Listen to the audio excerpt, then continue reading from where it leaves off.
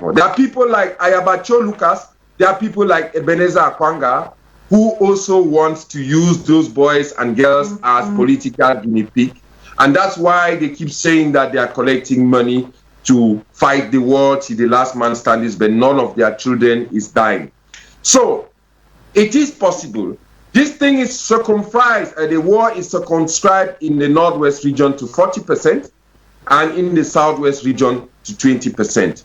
You want to understand that there are also politicians within Mr. Biya's government who don't want this thing to end because it is a kind of business. And so far, I just told you that they were talking to members of the government who are doing whatsoever they are doing. So they are surely in alliance with people in the government who are making money out of this war, and they want to use those children as their bargaining chips or their political guinea pigs. So I want them to be honest to the Cameroonian people, tell them the truth, bring our children back from the bushes so that reconstruction can continue. Some people sat here and said they are locking down because they want to prevent reconstruction. Then that already tells you the mindset of most of the people who are involved and most of the people who are making gains from this thing. But if you ask the normal citizen of the northwest and southwest region who is not carrying a gun, who wants to live in peace, they will tell you that they are ready for reconstruction. So what I know is that in situations like this, there are some people who will never drop their guns, and there are people who are ready to drop their guns. Some have done it, and those who have not done it, they know why they are not doing it. So let's not expect everybody to drop his or her guns, because their handlers are busy peddling and flashing cash, promising them cash on air, on Facebook, on internet, on their amber televisions. You would not expect those children to give up. What would they become of when you can kidnap somebody? I got news from Bamenda. One boy was kidnapped and they took 200,000 at the blow. Within 2 days, they got 200,000. It is a business, and I will keep saying this.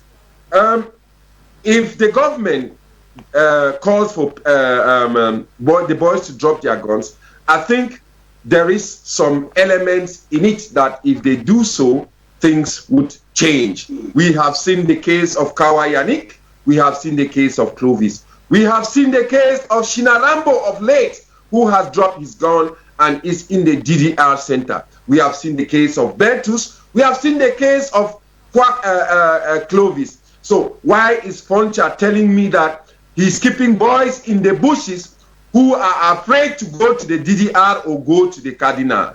That is not honest, and I will not take Foncha seriously anymore if he cannot tell those boys and apologize to the people that the boys are sent into the bushes. I can't control them anymore, and you have to tender an apology.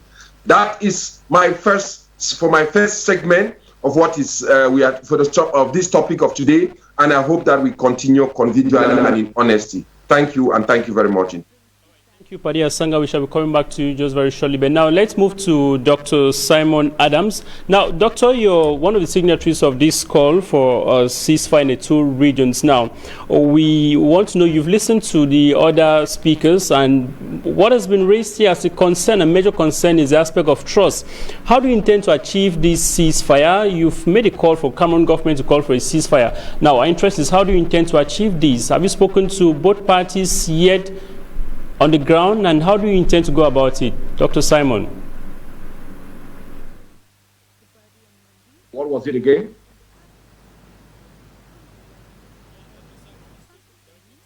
Our interest is, how do you intend to achieve this call for a ceasefire? The issues which have been raised here, it's the issue of trust. Both parties don't trust each other. The boys who fight on the ground don't trust the government, as well as the government on its part might not trust the boys as well. Now, how do you intend to achieve a ceasefire? You've made a call. How do you want to go about it? Okay.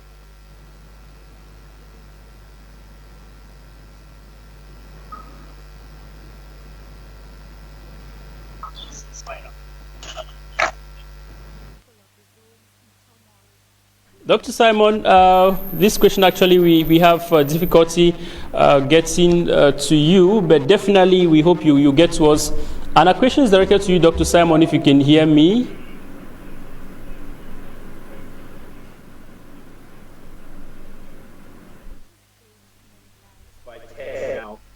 For those people who are moderating the discussion, I don't think any of the three guests here can actually hear the audio of the question. So you might want to see if you can hear that. Now I'm getting a mess. Okay, so yes, you can hear me. The question was about how do you intend to achieve a ceasefire when there is no trust? Let me just say, as somebody whose background was a member of the African National Congress in South Africa, it's not like we had a great amount of trust in the white racist regime in that country. Also, my family comes from Northern Ireland, a country beset by 25 years of armed conflict around issues of identity, issues of nationality, and of colonialism as well. In all of those cases, trust has to be built slowly, incrementally. I don't expect that people are going to drop their weapons to the ground, that government forces and that people in the anglophone regions are suddenly going to hug one another and hold hands and walk off under rainbows. I recognize this is a very difficult situation in Cameroon. But I think, again, we have to go back to the basics of this situation. There is no denying that there is a deep identity-based conflict that is going on in the anglophone regions. There is no denying that there is a pandemic which is killing Cameroonians right now and is ravaging the world. And that's, again, what this declaration, this call for a ceasefire is all about. Is please, we're asking, as a first step, to lower the guns, to start talking, to start dealing with the underlying health situation. And then maybe, just maybe, through that process, enough basic trust can be established so that the country of Cameroon can, through it in its own ways, through its own dialogue, through its own processes, start working on a more fundamental process of change in order to deal with the underlying causes of conflict in the country. That's what we're asking. Again, we just want to emphasize on the fact that this is not the first time such a call is being made to the Cameroon government. Just like we said earlier, that the United Nations and Pope Francis made a similar call, and Cameroon government has not bothered about reacting to it. Now, how do you intend to emphasize or to hold the government to act immediately, because there's actually the need for a ceasefire so that more attention should be paid in the fight against the coronavirus pandemic? Studio.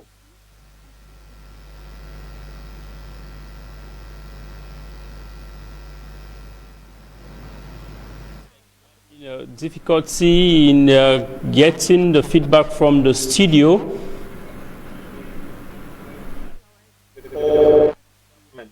But how do we intend to get the government to act immediately?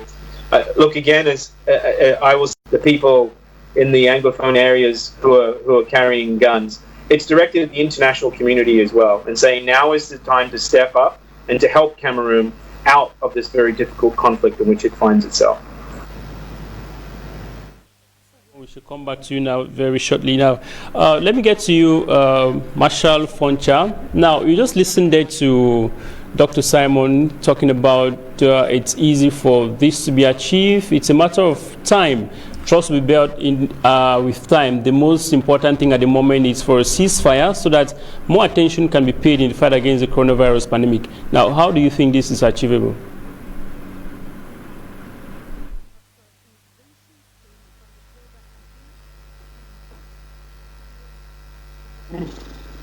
Can get the studio, but I cannot get the studio. Actually, we indications that you're having difficulties in getting a feedback from the studio. Now, I'm directing a question to Marshal Foncha. Can you hear us? Can you get feedback from the studio?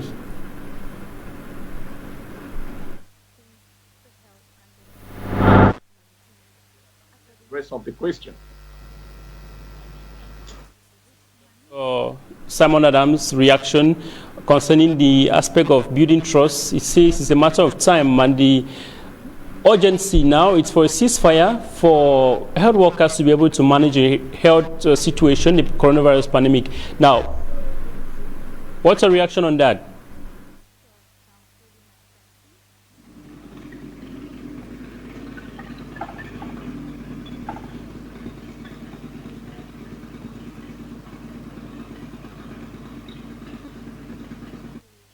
Actually facing difficulty in having you get the feedback from the studio, but technicians are doing everything they can to establish connection between the studio and you. And don't forget you're watching views on the continent, it's on your Pan-African television. But definitely we shall come back to you very shortly. But then, if you can hear me, Mr. Marshall Foncha, can you tell us your reaction after listening to Dr. Simon Adams? People who are watching, except that to explain that the three of us here just cannot hear the studio. I've given them a signal, but we are not getting. We're actually going to be having reactions online. Just let's have these callers while our technicians are working on establishing connections between you and the studio. We actually understand the difficulty in getting the feedback from the studio. We pray you just be patient while our technicians are working to establish connections with you. And just in time, we shall be moving to get your reactions. Those of you trying to call us, let's hear what you have to say. Let's have your opinions regarding the topic we're looking at this day on Views on the Continent on your Pan-African television. Let's have your reactions. We have a call on the line.